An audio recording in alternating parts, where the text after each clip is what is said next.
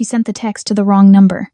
A Korean Mafia boss replied, "Don't move. I'm coming." Angela Grayson's fingers trembled over the cracked screen. Her right arm cradled against her ribs like something already dead. The bathroom tiles pressed ice into her spine, but she barely felt it. All she felt was the wrongness, the unnatural angle of her wrist, the wet heat of blood seeping through her cardigan sleeve where the glass had torn skin. Derek's fist hammered against the door. "Angela, baby, open up. Let me see it. Let me help you."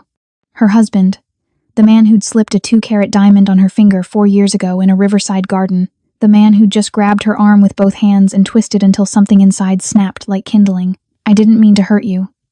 You know that. You startled me." She knew better than to answer. Silence only fed his rage, but words fed it faster. Angela fumbled for her phone with her left hand, vision swimming. She needed her brother. Julian would come. Julian always came.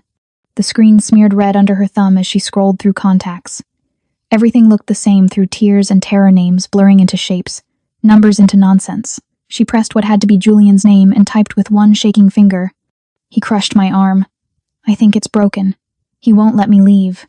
2453 Westfield Apartments, Unit 17, please." She hit send and prayed. The door shuttered. Derek's voice dropped to that silky register that always came before the worst of it. "Angela, I'm asking nicely. Don't make me ask again." Her phone buzzed. "Who is this?" Her heart fell through the floor. Wrong number.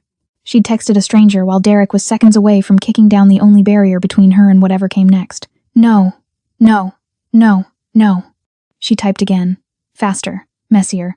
"Wrong number, sorry. But please. Husband broke my arm. He's breaking down the door. I need help." 3 seconds of silence. Then, "Don't move. I'm coming. Confirm address." Angela's breath caught. She didn't know who this person was, didn't know if they were real or cruel or even in the same city, but they were all she had. 2453 Westfield Apartments, Unit 17. Please hurry. Please don't call police. Another buzz. "Stay hidden. 8 minutes. Hold on. 8 minutes. She'd be dead in 8 minutes." The lock was already splintering. "I'm counting to 3, Angela." The voice on the other side wasn't her husband's anymore. It was the voice he used when he stopped pretending. When the mask cracked and the thing underneath came out. 1. She pressed herself into the corner between the tub and the wall, trying to make her body smaller, trying to disappear into the grout. 2. Her phone screen dimmed. The last message sat there like a lifeline thrown from a passing ship. "Hold on." 2 words from a stranger who might not even come. 3. "Welcome to Ruthless Romance Tales. And honey, you just stepped into something you can't unsee. If you've been riding with me, you know we don't do safe here, we do dangerous, we do addictive, we do the kind of love that brands your soul and refuses to let go. And if you're new, buckle the hell up, because what you're about to witness is a collision so violent, so inevitable, it'll rewrite everything you thought you knew about romance. Hit that like button like your life depends on it. Subscribe because you're already hooked, and smash that notification bell, because missing what comes next would be a crime. Now let's watch how the ruthless Korean Mafia boss's life changed forever. The door exploded inward, splinters of cheap wood scattering across tile. Derek filled the doorframe 6'2", shoulders heaving, eyes flat and black like river stones. He wasn't looking at her like she was his wife. He was looking at her like she was a problem that needed solving. "Who were you texting?" He moved fast. Before Angela could pull the phone away, his hand closed around her shattered arm and yanked her upright. The pain was a living thing, white hot, total, swallowing every thought except the scream that tore from her throat. Derek ripped the phone from her grip, scrolled through the messages. His face went rigid. "Who the hell is this? You calling someone? You think someone's coming for you? Wrong number," she gasped through the agony. "I was trying to text Julian." The slap came so hard her vision sparked. She tasted copper. "You think I'm stupid?" Derek grabbed a fistful of her hair and dragged her from the bathroom into the bedroom. "Nobody's coming, Angela. Nobody's going to save you. You're mine." She hit the mattress and bounced, her arm screaming. Derek paced the room, running his hands through his hair, muttering under his breath about how she made him do this, how she never learned, how everything would be fine if she just listened. "You need to understand something," he said, voice eerily calm now. He was unbuckling his belt. "You don't get to leave. You don't get to call for help. You don't—" Car doors slammed outside. Heavy, multiple. Derek froze. Angela's pulse hammered in her throat. 8 minutes. It hadn't even been 5. Footsteps. Not the shuffle of neighbors or the casual stroll of someone walking a dog. These were purposeful, climbing the exterior stairs to their second-floor apartment with the precision of soldiers moving toward an objective. Derek's hand went to the gun he kept in the nightstand. "Who did you call?" "I don't know," Angela whispered. And it was the truth. The footsteps stopped outside their door. Then the knocking started. 3 slow, deliberate strikes that didn't sound like a request. They sounded like a warning. The knocking stopped. For 3 heartbeats, the apartment held its breath. Then the front door didn't open, it simply ceased to exist. No splintering crash, no dramatic kick. One moment it was there, the next it was gone, removed from its hinges with surgical precision and set aside like it had never mattered at all. Derek's hand was already on the gun when the first man entered. He was silent as death, dressed in black tactical gear that absorbed light rather than reflected it. Then another, and another. They filled the doorway like shadows given form, but none of them moved toward the bedroom. They simply stood there, a wall of absolute stillness, waiting. Then he walked in. Lee Do-yoon didn't rush. He didn't need to. He moved through Angela's destroyed living room with the unhurried grace of a man who knew the world would wait for him. Charcoal suit, perfectly tailored, not a thread out of place despite the hour. His face was all sharp angles and cold beauty, the kind that made you forget to breathe until your lungs burned. But it was his eyes that made Angela's heart stutter. Obsidian, flat, empty of everything except a terrible, patient focus. He looked at Derek the way someone might look at a stain on expensive marble. "Get out of my house." Derek's voice cracked as he raised the gun, his other hand still fisted in Angela's hair, yanking her head back. "I'm a police officer. I know what you are." Do-yoon's voice was quiet, almost conversational, with the barest trace of an accent that made each word sound deliberate. He took another step into the bedroom. His men didn't follow. They didn't need to. Derek's gun hand shook. "I'll shoot. Do-yoon smiled. It was the most terrifying thing Angela had ever seen. A thin, cold line that held no humor, no warmth, nothing human at all. Just the promise of something inevitable. "You won't." He moved. Angela didn't see it happen. One moment Do-yoon was near the door, the next he was beside the bed. His hand closed around Derek's wrist. There was a sound, wet, organic, wrong, and Derek's scream split the air. The gun clattered to the floor. Derek's hand hung at an unnatural angle, the same grotesque wrongness Angela had seen in her own arm just minutes before. Poetic justice delivered without a word. Derek crumpled, clutching his shattered wrist, his face gone gray with shock and pain. Do-yoon released him like he was discarding something distasteful, then turned to Angela. For the first time since entering, his expression shifted. Not softening, nothing about him was soft, but the flat emptiness in his eyes gained dimension, recognition, assessment. Something else she couldn't name. "Can you stand?" His voice dropped lower, meant only for her. Angela tried. Her legs wouldn't cooperate. The adrenaline that had kept her conscious was draining away, leaving nothing but pain and exhaustion and the dreamlike unreality of a Korean man in a $10,000 suit, standing in her bedroom at midnight because she'd texted the wrong number. Do-yoon didn't wait for an answer. He shrugged out of his coat, cashmere, midnight gray, still warm from his body, and draped it over her shoulders. The scent hit her immediately. Cedar and tobacco, expensive cologne, and something darker underneath. Gunpowder, maybe, or blood. The coat swallowed her, heavy and luxurious and completely incongruous with the horror of the last hour. He bent down, and Angela's breath caught as he slid one arm beneath her knees, the other around her back, lifting her as though she weighed nothing at all. She should have been terrified. This stranger, this man who'd just broken her husband's bones with casual efficiency, was carrying her out of her own apartment. But the fear that should have been there was drowned by something else entirely. Relief, exhaustion, and underneath it, barely acknowledged, the feeling of being held by someone who wasn't hurting her. Do-yoon's face was inches from hers. She could see the faint scar bisecting his left eyebrow, the way his jaw tensed as he adjusted his grip to avoid her injured arm. His breath was steady, controlled, while hers came in shallow gasps. "You're mine now," he whispered, so quiet Derek couldn't hear over his own sobbing. Not a question. Not a comfort. A statement of fact delivered with the certainty of a man who'd never been told no in his life. Angela should have protested, should have demanded answers, should have done anything except let this stranger carry her past his silent army of men, past her destroyed front door, past the life she'd known. But she didn't, because the monster holding her felt safer than the man she'd married. And that terrified her most of all. Angela woke to sunlight that shouldn't exist, Not the gray, filtered light of her apartment windows with their view of the neighboring building's brick wall. This was pure, unobstructed morning pouring through floor-to-ceiling glass that stretched impossibly high. She blinked against the brightness, her mind struggling to reconcile the last thing she remembered Do-yoon's arms. The back seat of a car that smelled like leather and danger with the palace she'd woken up in, because that's what it was. A palace suspended in the sky. The bed beneath her was a cloud of silk sheets the color of champagne.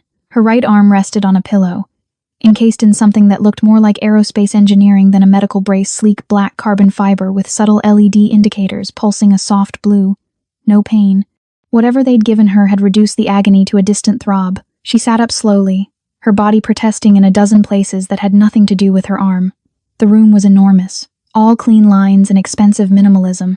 White walls, dark wood, and those windows, God, those windows offering the city like a gift laid at her feet.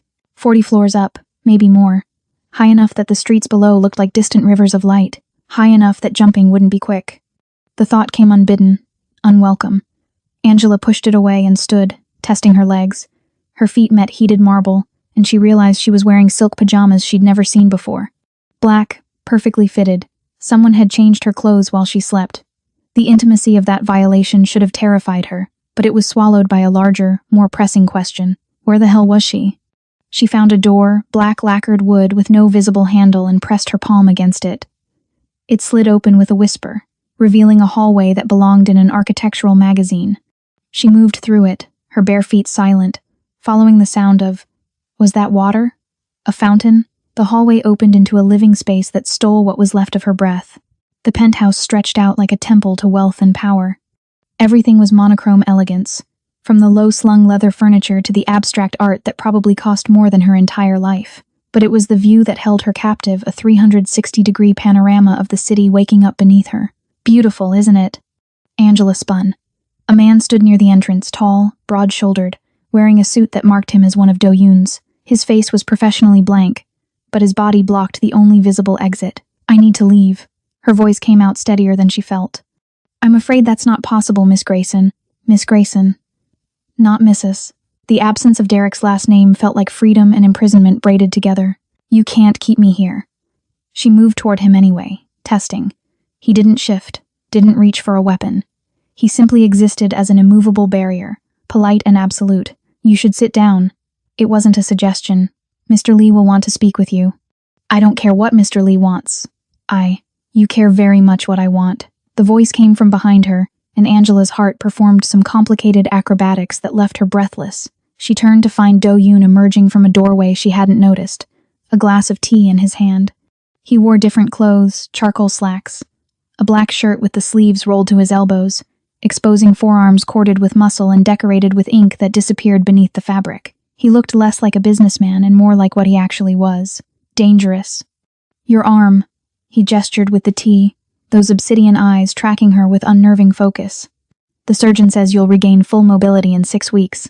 Earlier, if you're disciplined with physical therapy, you had no right. I had every right. He moved closer, and Angela hated that she didn't step back. You texted me for help. I helped. I texted the wrong number. Yes, that terrible smile again, barely there. Lucky for you. The guard had disappeared, she realized. When had that happened? Now it was just her and Do-yoon in this glass tower, the city sprawling below them like subjects before a throne. I want to go home. You don't have a home. Not anymore. He set the tea down on a side table, the movement precise, controlled. Derek isn't in jail, Angela. His brother, Detective Marcus Hayes, filed the incident as a domestic dispute with no charges. Derek walked out of the hospital 4 hours after I left him bleeding on your bedroom floor. The room tilted. That's not possible. It's not only possible, it's done. He's looking for you right now. He's filed a missing persons report. You're officially a kidnap victim, and he's the concerned husband leading the search. Angela's legs forgot how to hold her weight. She sank onto the nearest chair leather, butter soft, probably obscenely expensive, and tried to process what he was telling her. You're lying. I don't lie. I don't need to. Do-yoon moved to the window, his silhouette dark against all that light. Outside these walls, you are a dead woman. Derek will find you eventually. His badge gives him access to every camera, every database, every tool the city has to offer. And when he finds you, he will kill you. Not quickly, not cleanly. He turned back to face her, and the morning light made him look carved from shadow. In here, you are untouchable, you are protected. You are... He paused, something flickering in those dead eyes. Mine. I'm not anyone's. But the words sounded hollow even to her own ears. Then choose. He spread his hands, the gesture almost magnanimous. Outside, you are prey. In here, you are a queen. Which do you prefer? Angela looked at him, this beautiful, terrifying stranger, who'd broken into her life and rearranged all the pieces, and felt the trap close around her with the soft, inexorable pressure of silk tightening into a noose. She'd escaped one monster by running straight into the arms of something infinitely more dangerous. And the most terrifying part? She wasn't sure she wanted to run anymore. 3 days passed in the glass tower, and Angela learned that luxury could be its own kind of prison. She'd tried the doors. All of them. They opened to reveal more beautiful rooms, a library with first editions, a gym with equipment she didn't know how to use, a kitchen stocked with food she was too anxious to eat, but the elevator required a fingerprint that wasn't hers. And the stairs led to a door with a lock that didn't respond to anything she tried. On the 4th morning, Do-yoon knocked. Actually knocked, like her opinion on his entrance mattered. Your arm needs cleaning. He stood in the doorway of the bedroom she'd claimed, holding a medical kit that looked military grade. The brace comes off for 30 minutes daily. Doctor's orders. I can do it myself. With one hand, he tilted his head, and something in that small gesture made her pulse kick. You're intelligent, Angela. Don't insult us both with pride. He was right, and she hated him for it. The bathroom was an exercise in excess marble everywhere. A tub that could fit 4 people. A shower with enough jets to simulate a monsoon. Do-yoon set the medical kit on the counter and turned on the water, testing the temperature with the kind of attention she'd seen him give everything. Precise, controlled, obsessive. Sit. He gestured to the bench inside the shower enclosure. Angela's heart hammered against her ribs. I'm not getting undressed. I know. He retrieved a waterproof covering from the kit. The brace stays dry. Everything else gets clean. You've been wearing the same clothes for 2 days. She had, because the alternative was accepting the wardrobe that had appeared in the closet designer labels, her exact size, chosen by someone who'd studied her body with uncomfortable precision. The steam built around them as she sat, still fully clothed in the silk pajamas. Do-yoon knelt beside the bench, close enough that she could see the ink disappearing under his rolled sleeves wasn't random. It was a story told in symbols she didn't understand. Dragons. Tigers. Something that looked like a family crest rendered in brutal black lines. He began with her left hand, using a soft cloth to wash away days of sweat and fear. His touch was clinical at first, efficient.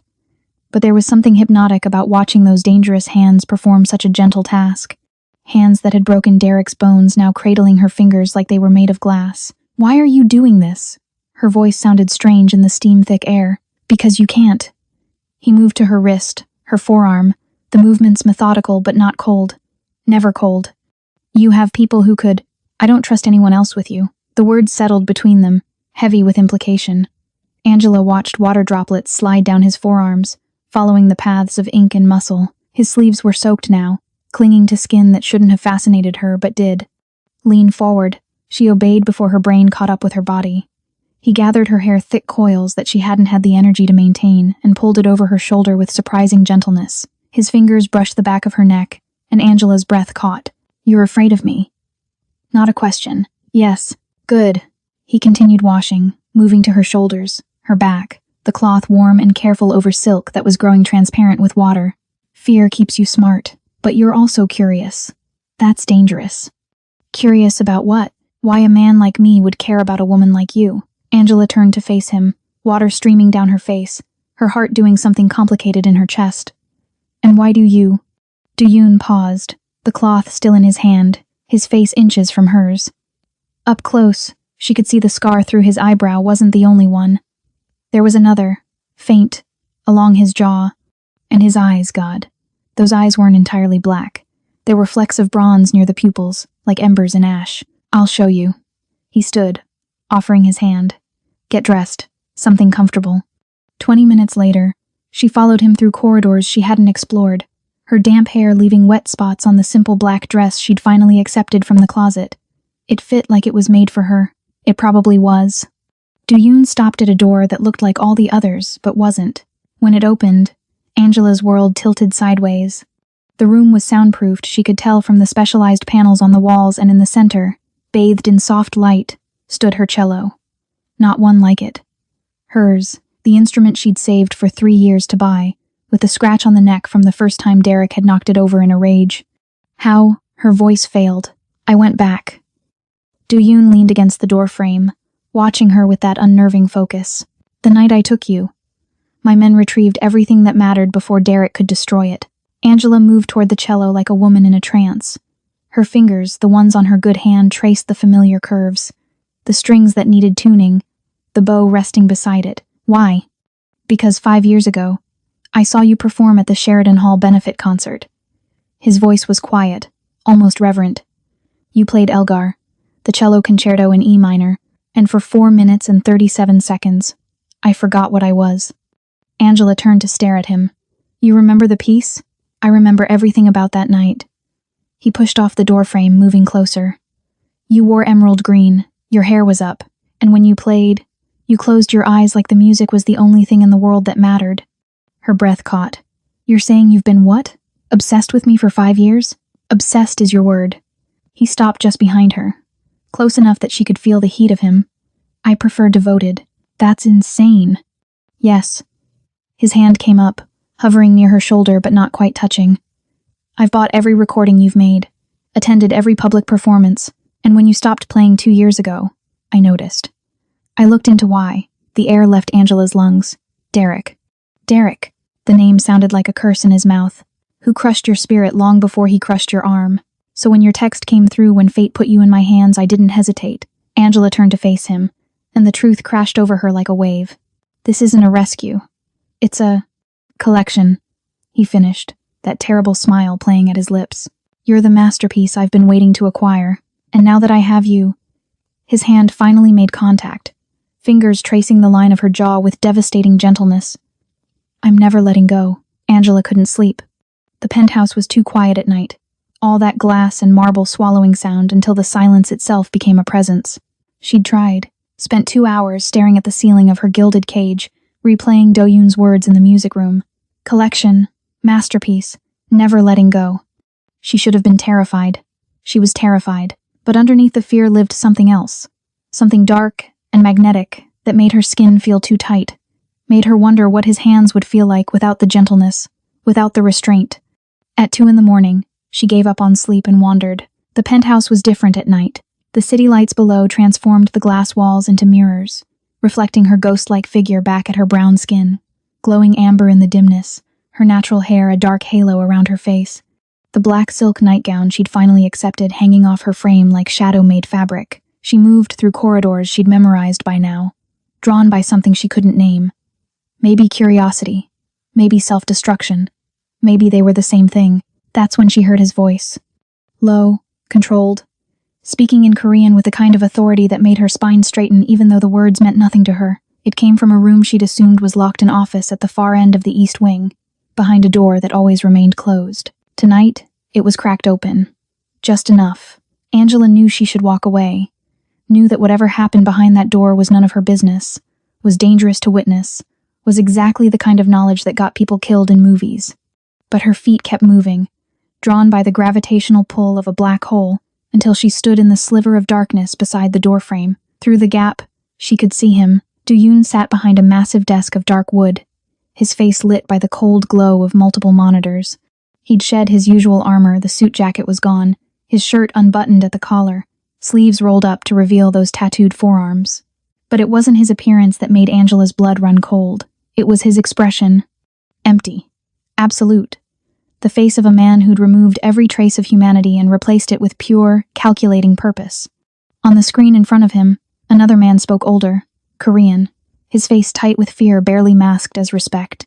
Do-Yoon listened with the patience of a predator watching prey run out of places to hide. Then he spoke. Still Korean, but Angela didn't need translation. She understood tone. She understood finality. Do-Yoon's hand moved across a tablet, his finger signing something with the casual efficiency of a man approving a lunch order. Except she knew God. She knew in her bones he wasn't ordering food. The man on the screen bowed. The call ended. Do-Yoon pulled up another screen. Financial charts. Numbers flowing in columns that meant nothing to Angela but clearly meant everything to him. He made another gesture, moved funds with a swipe, And somewhere in the world, someone's life was being dismantled, asset by asset, account by account, a systematic destruction carried out with the cold precision of a surgeon. This was who he was.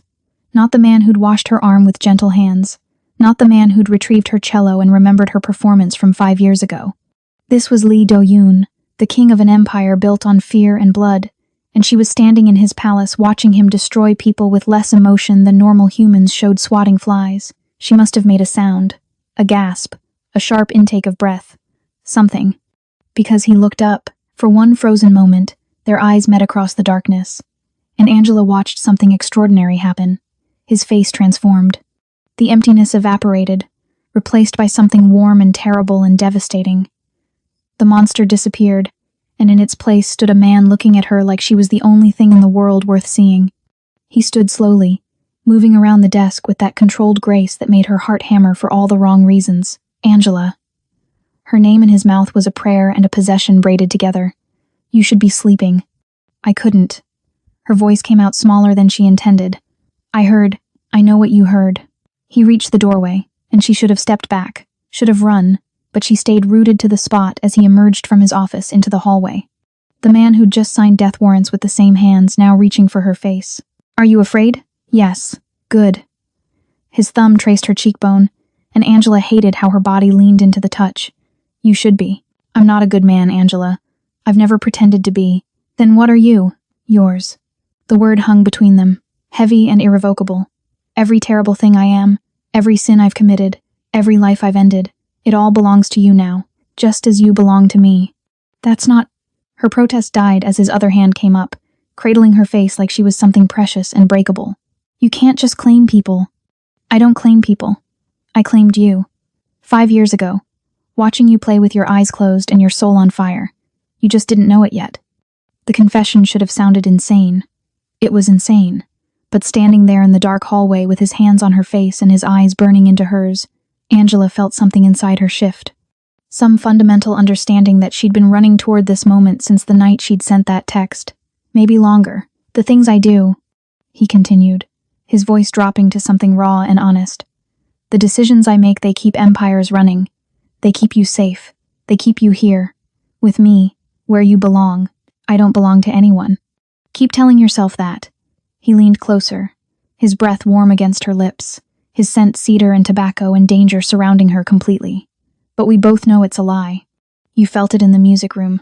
You're feeling it now. This thing between us, it was inevitable the moment you walked onto that stage 5 years ago. Angela's hands came up, intending to push him away. Instead, they fisted in his shirt, pulling him closer even as her mind screamed at her to run. You're a monster. Yes. His forehead pressed against hers, and the intimacy of it stole her breath. But I'm your monster. And you, Angela Grayson, are my salvation and my damnation wrapped in brown skin and music. She kissed him, or he kissed her. Later, she wouldn't be able to say who moved first. The kiss ended because Angela's new phone, the one Do-yoon had given her, untraceable, encrypted, supposedly safe, vibrated against the nightstand in her room. She pulled away from him, breathless and shaking, her lips still burning from the press of his mouth.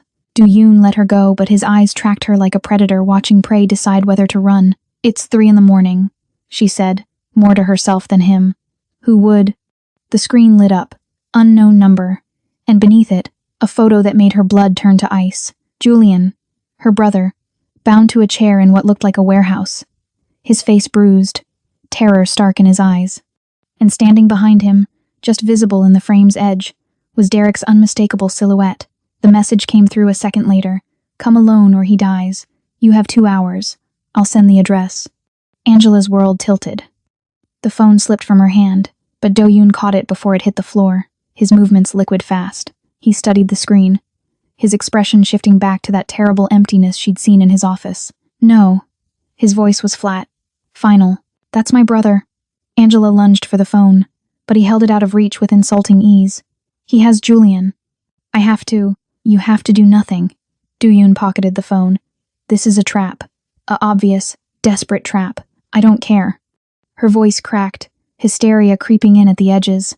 That's my brother, Do-yoon, my family, the only family I have left. If Derek hurts him because of me, then Derek dies. Simple, certain. But you don't go anywhere. Angela tried to push past him. He caught her wrist, the good one, and held her in place with enough pressure to stop her but not enough to hurt. The restraint was somehow worse than force would have been. Let me go. No. He'll kill Julian. He won't. Do-yoon pulled her closer, his free hand coming up to grip her chin, forcing her to meet his eyes. Because Derek needs leverage. The moment your brother dies, he loses his only card. He's not stupid enough to throw that away. You don't know that. You can't. I know men like him. I've killed men like him. The words were matter-of-fact, clinical. He wants you to panic, to run to him, to give him exactly what he wants because you're terrified and emotional and not thinking clearly. Then what do I do? The question came out broken, desperate. Just let my brother sit there, tied up, waiting to die? No. Do-yoon released her chin but didn't let go of her wrist. You let me handle it. I have people. I don't want your people. Angela yanked against his grip, futile as fighting a steel cable. I want my brother safe. I want this to be over. She broke. Just shattered. 2 weeks of terror and pain and confusion and impossible desire came crashing down. And suddenly she was sobbing against Do-yoon's chest while he held her, his arms a cage and a sanctuary at once. I know, he murmured against her hair. I know. They stood like that for a long moment, her crying, him holding her until Angela's tears ran dry, and something harder took their place. She pulled back, wiping her face with her good hand. Teach me. Do-yoon's eyes narrowed. Teach you what? How to fight back? How to... She gestured helplessly. Whatever it is you do. I can't just be helpless. I can't just wait and hope. If Derek comes for me, I need to be ready. Something flickered across his face. Approval, maybe. Or satisfaction that she was finally seeing the world the way he did. Brutal, unforgiving, survival of the most ruthless. Now? Now. He studied her for a long moment, then nodded once. Come with me. He led her to a room she hadn't seen before. Smaller, lined with weapons displayed like art. Blades of every size, some ceremonial, some clearly functional. Do-yoon selected one, a small knife with a black handle, deceptively simple. A blade is intimate, he said, turning back to her. More intimate than a gun. You have to be close. You have to be committed. There's no taking it back once you start. He moved behind her, and Angela's breath hitched as his body aligned with hers, his chest against her back, his arms coming around to guide her hands. The knife felt foreign in her palm, cold and purposeful. Your instinct will be to slash. His breath was warm against her neck, raising goose hairs down her spine. That's wrong. You thrust. Up and in. Here. His hand guided hers to his own ribs, showing her the vulnerable spots on his body with disturbing casualness. Or here. He moved her hand higher, to his throat. Quick, decisive. No hesitation. I can't. You can. His other hand splayed across her stomach, holding her against him. Your husband broke your arm, terrorized you, and now he has your brother. Tell me you can't imagine putting a blade in him. Angela closed her eyes, and the truth was she could imagine it. God help her. She could. Good girl. The praise in his voice was dark, possessive. Feel that? That's power. That's survival. That's what it takes to exist in my world. He adjusted her grip, his fingers warm and calloused over hers. Again. Show me. She thrust forward, the movement clumsy but committed. He corrected her angle, his hands patient and sure, his body a solid presence behind hers. Again. She did it again. And again. Each repetition smoother, more natural, until the blade felt less like a foreign object and more like an extension of her will. Now faster. His voice dropped lower, intimate and commanding at once. Don't think, just react. She thrust, and he caught her wrist mid-strike, spinning her around so fast she gasped. Suddenly they were face to face, the blade between them, her pulse hammering in her throat. Your enemy won't wait for you to be ready, Do-yoon said softly. Neither will I. He released her wrist, and Angela realized she was still holding the knife, pointed at his chest. One push. That's all it would take. Do it, he challenged. If you really want to leave, if you really think you can save your brother alone, put the blade in me and walk out. I won't stop you. They stood frozen, the knife between them like a terrible choice made physical. Angela's hand shook. Then she lowered the blade. Do-yoon's smile was slow, triumphant, devastating. That's what I thought. He took the knife from her nerveless fingers and set it aside. Your brother will be fine. I'll have him extracted before dawn. But you... He cupped her face, his thumb tracing her lower lip. You stay here, with me, where you belong. I hate you, she whispered. No. his forehead pressed against hers. You hate that you don't. Julian was returned unharmed 6 hours later, delivered to a safe house with no memory of who'd rescued him. Do-yoon's men had been surgical in and out before Derek even knew his leverage had vanished, but the message was clear. Derek was desperate, sloppy, running out of moves. That's when Do-yoon proposed the trap. A charity gala, he said over breakfast 3 days later, as casual as if he were suggesting a movie. The Riverside Foundation's annual benefit. Black tie, cameras everywhere, the city's elite. You'll perform. Angela's coffee cup froze halfway to her lips. I haven't played in public in 2 years. I know. His eyes held that familiar intensity, the look that said he'd already decided and was simply allowing her to catch up, which makes your return even more newsworthy. Every media outlet will cover it. Every social platform will stream it, including the ones Derek monitors obsessively. You want to use me as bait. Not a question. I want to use you as a queen making her first public appearance. He leaned back in his chair, immaculate as always in a slate gray suit that probably cost more than her childhood home. Derek can't touch you in a room full of witnesses and cameras, but he won't be able to stay away either. His ego won't allow it. He needs to see you, to remind himself you're his property that got away. And then what? Then we end this. Simple, final, terrifying. The gala was in 4 days. Do-yoon gave her access to the music room without restriction, and Angela spent every waking hour relearning how to make her injured arm cooperate. The brace had come off, but the muscles were weak, the tendons still healing. Every note was a negotiation between will and limitation. Do-yoon watched her practice. He never interrupted, just sat in the corner with his laptop, conducting his empire while she fought with her cello. Sometimes she'd catch him staring, his expression unreadable, and the air would thicken with unspoken words. On the night before the gala, he came to her room with a garment bag. Tomorrow you'll need armor, he said, laying it on the bed. Open it. The gown inside stole her breath. Deep crimson, not bright red, but something darker, richer, the color of wine or dried roses or blood in low light. The fabric was liquid silk that caught the light like water, with a neckline that would bare her shoulders and a slit that would reveal leg with every step. It was a weapon disguised as clothing. It's perfect, she whispered. I know. He produced a jewelry box, small and black. One more thing. The necklace inside was deceptively simple, a thin platinum chain with a single red stone that matched the dress exactly. Beautiful, elegant, innocent. GPS tracker in the clasp, Do-yoon explained, lifting it from the box. Microphone in the stone. I'll hear everything. See everything through the venue's cameras. If Derek gets within 10 feet of you, I'll know. He moved behind her, and Angela's pulse kicked as his fingers brushed her neck, fastening the chain. His breath was warm against her skin, his presence overwhelming in the intimate space. You'll be magnificent tomorrow, he murmured. Everyone will see what I've known for 5 years. That you're not a victim, you're a force of nature. Angela turned to face him, and the intensity in his eyes made her dizzy. What if I freeze? What if I see him and I can't? You won't freeze. His hands framed her face with devastating gentleness. Because you're not the woman who sent that text anymore. You're the woman who held a blade to my chest and chose to lower it.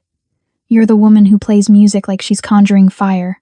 You're mine, Angela, and what's mine doesn't break. The kiss was inevitable. Slower this time, deeper, his hands sliding into her hair while hers fisted in his shirt. When he pulled away, they were both breathing hard. Tomorrow, he said, his voice rough. You perform. You remind the world who you are, and then we finish this. The gala was exactly as promised, excessive, elegant, swarming with the kind of people who wore their wealth like a second skin. Angela arrived in Do-yoon's car, the red dress clinging to her curves, her hair styled in an updo that showed off the necklace. Cameras flashed as Do-yoon helped her out, his hand possessive at the small of her back. Smile, he murmured. Show them you're untouchable. She did, and the cameras loved it. Backstage was controlled chaos, musicians warming up, coordinators speaking urgently into headsets, the energy, electric and anxious. Angela's hands shook as she rosined her bow, but it wasn't stage fright, it was anticipation. Her phone buzzed. A text from Do-yoon, who'd taken his seat in the audience. He's here. Back right corner. Security uniform. I have eyes on him. Angela's blood turned cold. She looked toward the stage entrance, could see the audience through the gap in the curtains. Hundreds of people in formal wear, champagne glasses catching light, the murmur of conversation like distant waves. And there, exactly where Do-yoon said, stood Derek. He'd somehow acquired a security uniform, probably through his brother's connections, and positioned himself where he could watch the stage. Even from this distance, she could see his smile. Confident, possessive, the smile of a man who thought he'd already won.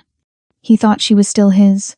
Still the terrified woman who'd hidden in a bathroom while he broke down the door. He hadn't accounted for what 3 weeks in a glass tower with a monster had done to her. The stage manager touched her shoulder. "You're on in 2 minutes, Miss Grayson." Angela stood, cello in hand, and felt the weight of the necklace against her collarbone. Do-yoon was listening, watching, ready. "I'm ready," she said. She walked onto that stage like she was walking into battle. The lights were blinding, the audience a dark sea of faces. But she found her chair, positioned her cello, and looked up. Derek was still smiling. The conductor raised his baton. Angela closed her eyes, placed her bow against the strings, and began to play. The music that poured out wasn't the delicate, controlled performance she'd planned. It was fire and fury, grief and rage, every emotion she'd buried for 2 years channeled through horsehair and wood. She played like she was exorcising demons, like the cello was a weapon and the notes were bullets. The audience was transfixed. Derek stopped smiling, and Angela realized, with crystalline clarity, that she wasn't the prey anymore. She was the trap, and it was already closing. The applause was thunder. Angela lowered her bow, chest heaving, sweat dampening the hollow of her throat despite the air conditioning. The audience rose as one, a standing ovation that shook the chandeliers. But she wasn't looking at them. Her eyes found Derek in the back corner, and the fury on his face was its own kind of victory. She'd done it. Performed in front of hundreds, broadcasted to thousands, and reclaimed the thing he'd tried to take from her. The stage manager ushered her off as the next performer took position. Angela's hands were shaking, adrenaline, triumph, terror braided together as she navigated the maze of backstage corridors toward her dressing room. The necklace felt warm against her skin, Do-yoon's constant presence even when he wasn't visible. She almost made it. Angela. The voice froze her blood. She spun, and Derek was there, having somehow bypassed security, the uniform giving him access he shouldn't have had. He looked different, thinner, eyes wild, the veneer of control completely stripped away. "You really thought you could run from me?" He moved closer, and Angela's training kicked in. She stepped back, keeping distance, assessing exits. "Thought you could embarrass me in front of the entire city. I didn't think about you at all." Her voice was steady, despite the fear clawing up her spine. "That performance wasn't for you. It was for me. Lying whore." The words were venom. He pulled something from his pocket, a small plastic bag filled with white powder. "You're going to come with me quietly. We're going to walk out of here, and I'm going to arrest you for possession. My brother's already prepared the paperwork." Angela's heart slammed against her ribs. "That's not mine. Everyone will know. Everyone will know you're a junkie who ran away with a criminal to fuel your habit." He moved fast, grabbing her injured arm. The pain was sharp but manageable, nowhere near what it had been. "Do-yoon's going down too. Kidnapping, trafficking, corruption. I've been building the case for weeks." He was insane, completely detached from reality. And in that security uniform, with his badge and his brother's protection, he might actually pull it off. "Derek, please." She let her voice break, let herself sound small and scared. The woman he expected her to be. Too late for begging. He shoved the bag into her clutch, his grip on her arm tightening. "Now move, or I'll drag you out of here." Angela moved, but not the direction he expected. She spun into him instead of away, using his own grip as leverage, and brought her knee up hard between his legs. Derek's breath left him in a shocked wheeze, his hold loosening just enough. She grabbed the mic stand from the nearby props table, heavy, metal, perfect, and swung it at his throat. The impact was solid, satisfying. Derek choked, staggering back, his face going purple. Angela didn't stop, couldn't stop. 3 weeks of fear and fury and helpless rage poured out in controlled violence. She struck again, this time his wrist, the one holding her, and something in it gave with a crack that echoed Do-yoon's own justice. Derek dropped to his knees, gasping, You can't." "I already did." Angela's voice was cold, foreign to her own ears. She reached into her dress, the slit that had seemed purely aesthetic, actually concealed a sheath and pulled out the blade Do-yoon had trained her with. Small, deadly, perfectly balanced. She pressed it against Derek's throat, right where Do-yoon had taught her. Quick, decisive, no hesitation. "Give me one reason," she whispered, "why I shouldn't end this right now." Derek's eyes went wide with genuine terror. "You won't. You're not a killer. You're changed." The blade pressed harder, drawing a thin line of red. You made sure of that. Angela.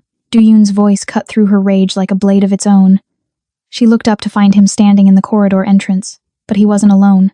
Behind him stood Police Commissioner Martinez, 2 FBI agents she recognized from the news, and most devastating of all 3 camera crews with their equipment already rolling. Step back, Du-Yoon said softly. Let them see what he tried to do. Angela looked down at Derek, then at the cameras now broadcasting everything, the bag of powder that had fallen from her clutch. Derek, in his stolen security uniform, on his knees, her blade at his throat, she stepped back. Derek tried to stand, tried to run, but Do-Yoon moved with that terrible speed and grace, planting a hand on his shoulder that drove him back down. Not violent, just absolutely, undeniably final. Derek Grayson. Commissioner Martinez stepped forward, handcuffs already out. You're under arrest for assault, kidnapping, evidence tampering, and about 15 other charges we're still tallying. This is insane, Derek's voice cracked. She's the criminal. She's with him. He gestured wildly at Do-Yoon. He's a monster. Everyone knows. Everyone knows, Do-Yoon interrupted quietly, that you broke your wife's arm, that you used your position as an officer to cover it up, that you kidnapped her brother, that you just attempted to frame her for drug possession, using evidence you planted. He leaned down, his voice dropping to something only Derek could hear. And everyone's watching. Derek's face went gray as he realized what had happened. The microphone in Angela's necklace. The cameras positioned perfectly. This entire confrontation had been broadcast live to the gala screens, recorded for every news outlet in the city. He'd been set up. Perfectly, ruthlessly, completely. The FBI agents moved in, hauling Derek to his feet. As they led him away, Do-Yoon stepped close enough to whisper something in Derek's ear that made what little color remained drain from his face. Angela didn't need to hear the words. She understood their meaning in the way Derek's legs nearly gave out, in the way his eyes went wide with the knowledge of what waited for him. Do-Yoon had promised he wouldn't make it to the precinct, and Lee Do-Yoon never broke his promises. The cameras stopped rolling. The FBI agents disappeared with their prize. Commissioner Martinez shook Do-Yoon's hand with the familiarity of men who'd done business before. And Angela stood there in her blood-red dress, a blade still in her hand, and realized she'd just crossed a line there was no coming back from. Do-Yoon turned to her, and the pride in his eyes was devastating. Beautiful, he said simply. He meant the performance, the trap, the way she'd fought back. He meant all of it. Is it over? Her voice sounded small in the sudden quiet. Almost. He took the blade from her hand, wiped it clean on his handkerchief, and tucked it away. There's one more thing you need to do. What? Come back on stage. He offered his hand. Take your second bow. Show them you're not a victim anymore. Angela looked at his outstretched hand, scarred, tattooed, deadly, and somehow the safest thing she'd ever known. She took it. The second bow was shorter. Angela walked onto that stage with Do-Yoon's hand at the small of her back, and when the audience saw them together, the applause shifted into something else. Recognition. Understanding. The unspoken acknowledgement that they'd all witnessed something that changed the narrative. She wasn't the victim who'd escaped. She was the queen who'd executed justice. But as soon as they left the venue, as Do-Yoon's car pulled away from the flashing cameras and shouted questions, Angela started shaking. It began in her hands, then spread through her entire body, violent tremors she couldn't control. I almost killed him. Her voice sounded foreign, hollow. I had the blade at his throat, and I wanted to. God, Do-Yoon, I wanted to. I know. He pulled her against him, and she went, burying her face in his shoulder while the city lights blurred past the tinted windows. But you didn't. You chose control. That's what separates us from men like him. Is he really gone? She pulled back enough to see his face. Tell me the truth. Do-Yoon's expression was answer enough. That careful emptiness. The one he wore when discussing business. Derek Grayson was involved in a transport accident approximately 43 minutes ago. The van carrying him to county jail was struck by a vehicle that fled the scene. There were no survivors among the prisoners. Angela should have felt horror, should have felt guilt or remorse or some shred of humanity at the news of a man's death.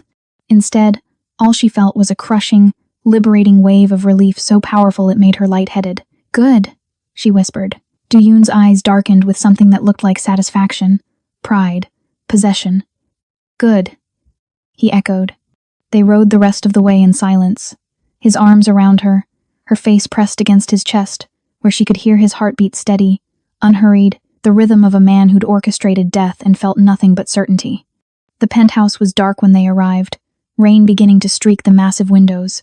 Angela moved through it like a ghost, still wearing the crimson dress. The necklace Do-yoon had given her warm against her skin. She should have been exhausted, should have collapsed into bed and slept for days. Instead, she found herself drawn to the music room. The cello waited where she'd left it that morning a lifetime ago, it seemed now. Angela picked it up, carried it to the main living area, and stepped onto the balcony. Rain immediately soaked through her dress, plastering it to her skin, but she didn't care. She needed to play. Do-yoon found her there minutes later, the bow already moving across strings, rain and music blending into something primal. He didn't tell her to come inside, didn't worry about the instrument getting wet. He simply stood in the doorway, watching as she poured everything into the performance. This wasn't the controlled, perfect execution she'd given the gala audience. This was raw, wild. The sound of a woman who'd walked through fire and came out forged into something harder, sharper, more dangerous than before. When the last note faded into the sound of rain, Angela lowered the bow and found Do-yoon watching her with an intensity that made breathing difficult. "That," he said quietly, "is who you really are." He crossed the balcony, rain immediately soaking through his expensive suit like he didn't notice, didn't care about anything except reaching her. His hands framed her face, rainwater streaming between them. And Angela had never felt more alive. "I need you to understand something," Do-yoon said, his voice barely audible over the storm. "This isn't temporary. This isn't me protecting you until the danger passes. This is forever. Forever is a long time for a man like you." Her hands came up to grip his wrists, feeling his pulse strong and steady beneath her fingers. "Then it's fortunate," he murmured, "that I'm a patient man." He released her face only to reach into his jacket pocket, producing a small box that somehow remained dry despite the rain. "I'm not asking you to marry me because you need protection. I'm asking because I've wanted you since the moment I saw you play 5 years ago, and having you in my life these past weeks has only confirmed what I already knew." He opened the box. The ring inside was stunning, a black diamond surrounded by smaller red stones. Set in platinum. Dark, beautiful, absolutely perfect. "I'm not offering you safety, Angela. I'm offering you vengeance and devotion. Empire and equality. A life where you never have to be afraid again, because everyone who even thinks about hurting you will have to go through me first." His eyes held hers, unflinching. "I'm offering you everything I am, monster, king, killer, yours. All of it." Angela looked at the ring, then at the man holding it. The man who'd broken into her life and rearranged every piece, who'd taught her to fight back, who'd orchestrated Derek's death with the same casual efficiency he brought to everything else. The man who'd saved her not because she needed saving, but because he'd wanted her for years and finally had an excuse to take what he'd been denied. It should have terrified her. It didn't. Yes. The word came out certain, powerful, irrevocable. Do-yoon's smile was devastating. He slid the ring onto her finger, a perfect fit, because of course he'd known her size, and pulled her into a kiss that tasted like rain and victory and dark promises that would take a lifetime to fulfill. They went inside eventually, dripping water across expensive floors, leaving a trail of wet clothes toward the bedroom. The cello remained on the balcony, rain streaming down its curves, a silent witness to the moment Angela Grayson chose to stop running and start ruling. Morning came with gray light and the buzz of Do-yoon's phone. He answered it still in bed, Angela curled against his side, her head on his chest, the black diamond catching the dim light. "Turn on the news," his associate said. "Channel 7. Do-yoon reached for the remote, and they watched as the morning anchor delivered the story with appropriate gravity. Transport accident, tragic loss of life. Derek Grayson among the casualties, along with 2 other prisoners and the driver. Investigation pending, but early reports suggested mechanical failure. No mention of foul play, no suspicion, just another unfortunate accident in a city full of them." Angela reached over and turned off the TV. "Any regrets?" Do-yoon asked quietly. She looked at him, this beautiful, terrifying man who'd destroyed her husband to claim her, and felt nothing but certainty. "None." "Good." He pulled her closer, his lips against her temple. "Because you're mine now, Angela. Completely. Irrevocably. Forever. I know." She tilted her face up to kiss him, slow and deep and full of dark promises. "And you're mine." Outside, the rain had stopped. The city spread below them, washed clean, full of new possibilities. And in a penthouse high above it all, a queen learned to love her monster. If you made it this far, you know this isn't your average love story. This is what happens when romance collides with darkness, when salvation comes wrapped in danger, when the man who saves you is the most dangerous thing you've ever encountered. Hit that like if Do-yoon's brand of devotion made your heart race. subscribe because you're clearly addicted to the ruthless kind of love, and drop a comment telling me whose story you want next, because in this world, every monster deserves their muse, and every queen deserves her throne. Welcome to Ruthless Romance Tales, where happy endings come with a body count.